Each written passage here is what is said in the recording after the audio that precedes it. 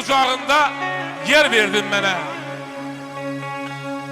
Nurlu baxışından nur verdin mənə. O şirin dilindən dil verdin mənə. Heç nə ilə ölçülməz qiyməti ana. Ana kəlməsindən gəlirəm vəcdə. Ana dərgahıdır Kəbə də, həc də.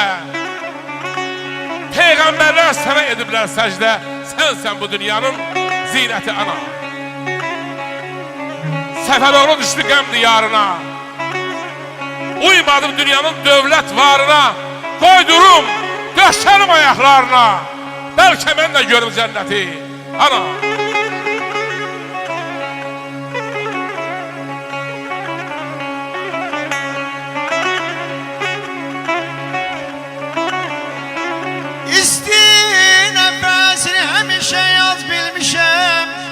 Olub ki ayana, mən sənin qədrini az bilmişəm, az bilmişəm.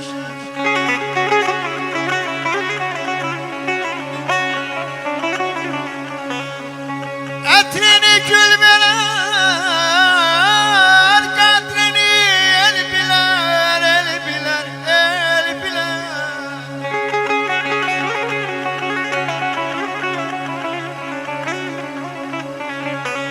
Ətrini gül verər, qədrini el bilər.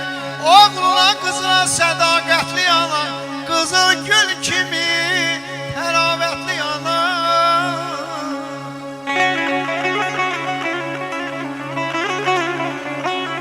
Nə ki arzu kamın var, qəlbimdə tutmuş qərar, and olsun sana canana. Saçının ağla qarasına qurbanam ana. O həzin dillərinin laylasına qurbanam ana.